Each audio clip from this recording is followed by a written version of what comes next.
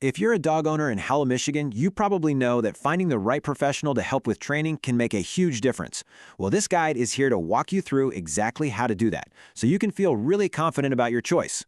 You know, life in Howell is pretty great, right? Being able to stroll downtown, maybe pop into a local shop, or just relax in one of our beautiful parks.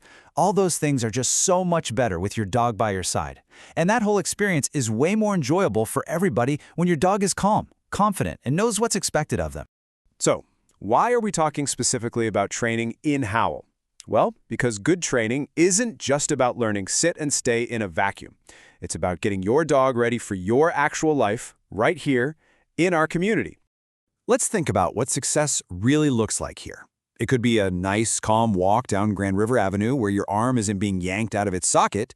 Or how about your dog being able to chill by your side at the farmer's market without getting worked up by all the people and smells? These are the real-world goals a good local trainer can help you nail. Okay, so we know what we're aiming for. Now, how do we find the right person to help us get there? Let's go over the key things to look for when you're picking out a trainer. So the very first thing you should look for is a trainer whose whole philosophy is built around positive reinforcement. This isn't just some buzzword. It's a humane, science-backed approach that creates real, lasting changes in your dog's behavior. And what is positive reinforcement exactly? It's actually pretty simple. You just reward the behavior you want to see more of. That reward could be a treat, a good boy, or their favorite toy. It makes learning fun for your dog, and, maybe even more importantly, it builds a really solid bond of trust between the two of you. Think of certifications as kind of a helpful shortcut. They tell you that a trainer has met a certain standard of knowledge and ethics. You might see something like CPTKA, which is great for general skills. Now, if you're dealing with more serious issues like aggression, a specialized certification like CBCKA is a really good sign. All right, so we've got the philosophy and the credentials in mind. Now let's get into the practical side of things, the different kinds of programs you'll find around Howell and what you can expect to budget for them. You're generally going to find two main options, group classes or private lessons. Group classes are fantastic for socialization and teaching your dog to focus with other dogs and people around. Private lessons, on the other hand, are perfect for tackling those specific issues that happen at home, like jumping on guests or that sneaky habit of surfing the counters for snacks. And let's talk about the money side of it. Here's a look at the typical costs you can expect in the Howell and Livingston County area.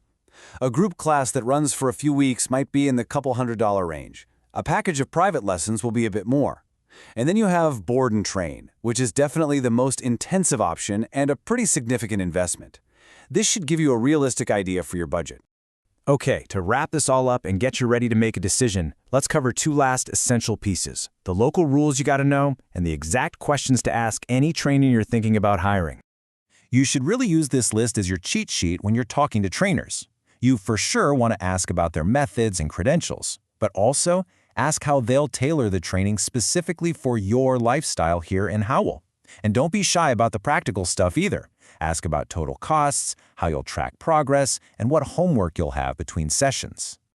Being a great dog owner in Howell also means knowing the local rules. The big one to remember is the leash law. Your dog has to be on a leash that's 6 feet or shorter in all public areas. And of course, make sure their rabies vaccination is up to date and that they have a current Livingston County dog license. So once you start training, you're going to want places to practice, and this is where it gets really fun. You can take the skills you're learning and use them in the real world. Try heading over to Thompson Lake Dog Park during a quieter time to work on recall, or take a nice leashed walk on the trails at Bicentennial Park to practice keeping your dog's focus when other people are around. At the end of the day, investing in good training really just opens up your world.